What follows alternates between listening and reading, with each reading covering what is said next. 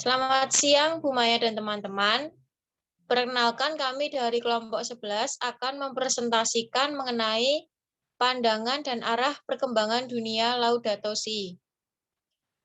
Kelompok 11 terdiri dari anggotanya yang pertama Benedikta Deva Amartya Oktavianti dengan NIM 051, yang kedua Krisanta Sitohang dengan NIM 156, yang ketiga saya sendiri Krisansia Leftiana Citradika dengan NIM 066, dan yang keempat Suci Falma Harum Situmorang dengan NIM 268.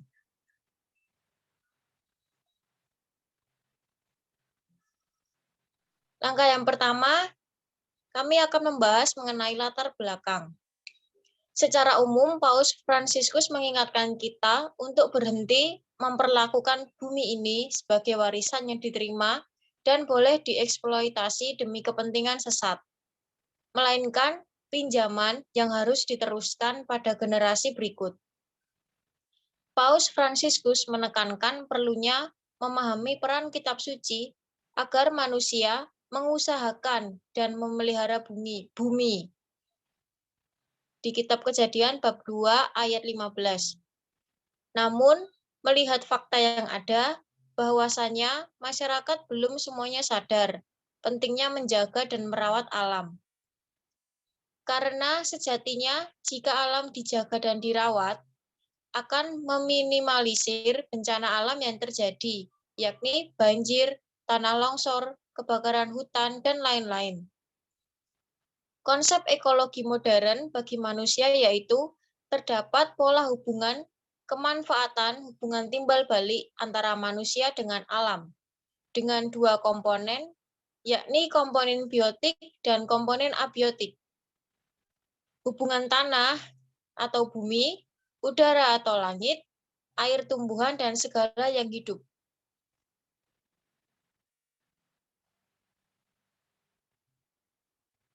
Apa yang terjadi dengan rumah kita bersama? Yang pertama, polusi dan perubahan iklim, yaitu polusi, limbah, dan budaya membuang. Polusi disebabkan oleh transportasi, asap industri, zat yang memberikan kontribusi pada pengasaman tanah dan air, pupuk, insektisida, fungisida, herbisida, dan agrotoksin. Selain polusi, pencemaran juga disebabkan limbah. Masalah ini berkaitan erat dengan budaya membuang. Misalnya, bahwa sebagian besar kertas yang diproduksi dibuang dan tidak didaur ulang. Selanjutnya, iklim sebagai kebaikan bersama. Iklim merupakan kebaikan bersama, milik semua dan untuk semua. Saat ini, pemanasan global yang mencemaskan dalam sistem iklim. Dalam beberapa dekade terakhir, disertai dengan kenaikan permukaan laut secara konstan.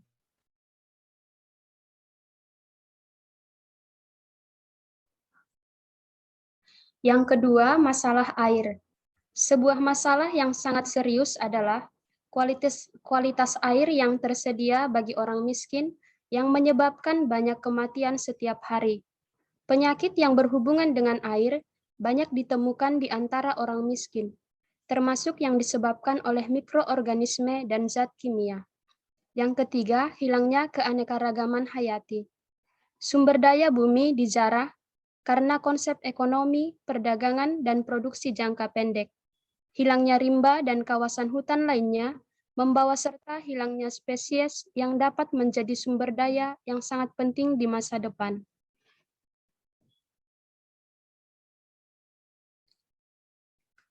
Yang keempat, penurunan kualitas hidup manusia dan kemerosotan sosial.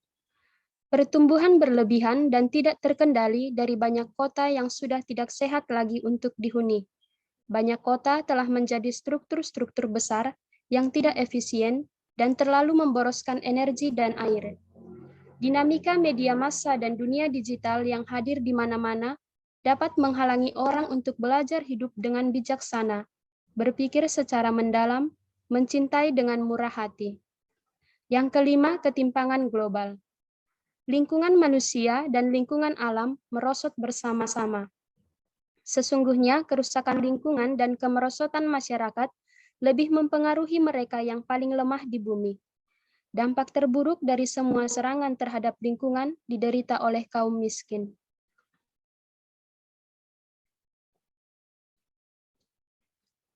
Tanggapan-tanggapan yang lemah.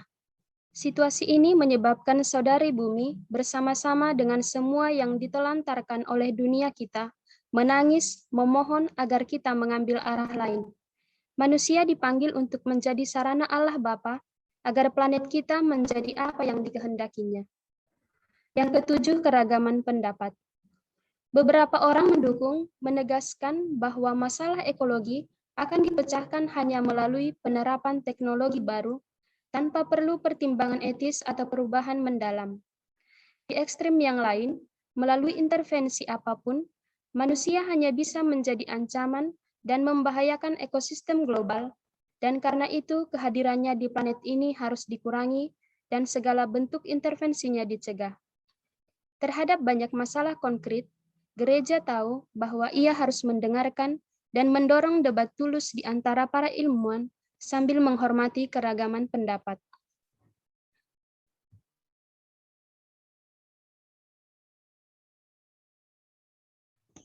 Yang selanjutnya yaitu pendidikan dan spiritualitas ekologi. Yang pertama, menuju gaya hidup baru.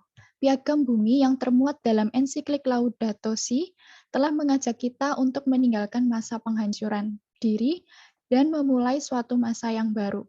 Namun, dalam hal ini kita belum sepenuhnya mengembangkan kesadaran universal.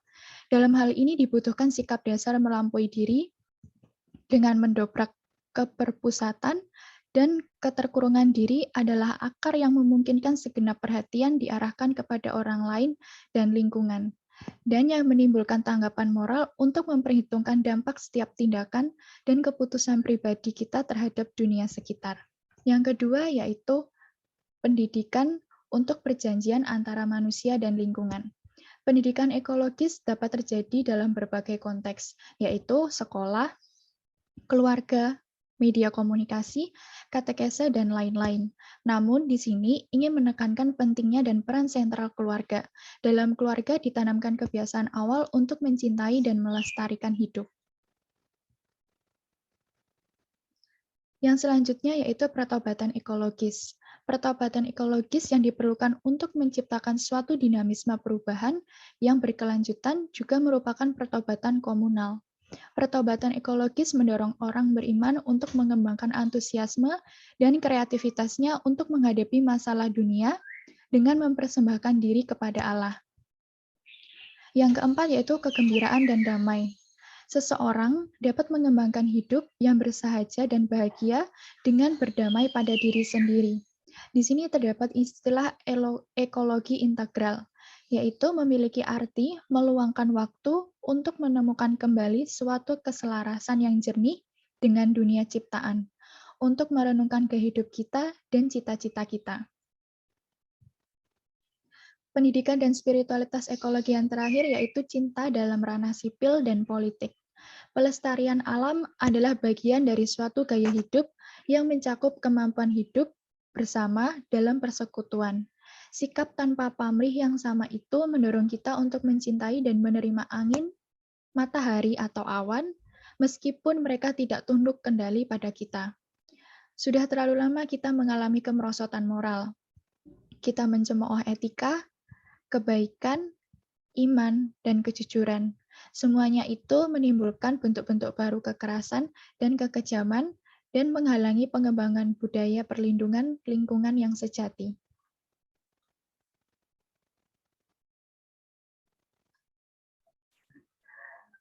Kita masuk pada bagian pentingnya lingkungan hidup bagi siswa. Alam sebagai sumber belajar yang tidak akan pernah habis untuk dieksplorasi, dikembangkan, dan dijadikan media pembelajaran yang menarik bagi peserta didik. Alam mengajarkan banyak hal tentang sebuah kehidupan, tentang nilai-nilai, tentang kebaikan dan keburukan yang dikomunikasikan dengan bahasa sendiri. Dalam hal ini, mengenalkan alam dan lingkungan akan mendidik siswa untuk mencintai dan menanamkan kesadaran untuk menjadi manusia yang bertanggung jawab terhadap alam dan lingkungannya. Contoh sederhana yang dapat kita ajarkan kepada pendidikan anak usia dini dan SD, minimal mereka kita mengajarkan bagaimana caranya membuang sampah sehingga tertanam suatu kebiasaan sampai dewasa tentang begitu pentingnya memelihara lingkungan agar tetap bersih dan sehat. Pendidikan lingkungan hidup sebagai pendidikan untuk menumbuhkan sikap baru terhadap komponen bumi seperti air, udara, hewan, dan tumbuhan yang menuntut pemikiran yang lain dan menyeluruh yang merupakan kebalikan cara berpikir yang lurus dan satu dimensi. Dalam hal ini banyak aspek yang terintegrasi dalam pendidikan lingkungan hidup, di mana anak diajak belajar dengan alam sebagai sumber sekaligus media belajarnya. Next.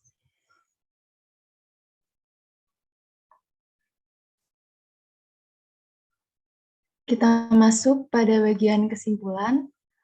Pendidikan lingkungan hidup sangatlah penting dipelajari dan diketahui para generasi muda dan masyarakat luas, mengingat permasalahan lingkungan yang timbul pada saat ini. Kenyataannya dalam memberikan pendidikan lingkungan hidup di sekolah saat ini masih minim, dan alangkah baiknya pemberian pendidikan lingkungan hidup ini diajarkan dan ditanamkan sejak dini agar anak dapat mengenal dan merawat alam sejak dia dikenalkan oleh gurunya. Mayoritas sekolah masih menerapkan teacher center sehingga partisipasi anak masih terbatas. Sedangkan pada pendidikan lingkungan hidup akan lebih bermakna jika dilaksanakan dengan pendekatan kontekstual yang lebih real dan konkret, yang sesuai dengan karakter anak usia dini, dan pada tataran implementasi masih terdapat kendala di antaranya. Belum ada satu model pembelajaran lingkungan hidup yang bisa menjadi sebuah acuan bagi guru dalam melaksanakan pembelajaran pendidikan lingkungan yang lebih baik. Sekian presentasi dari kami. Kami mohon maaf jika ada perkataan yang kurang berkenan. Terima kasih. Selamat siang.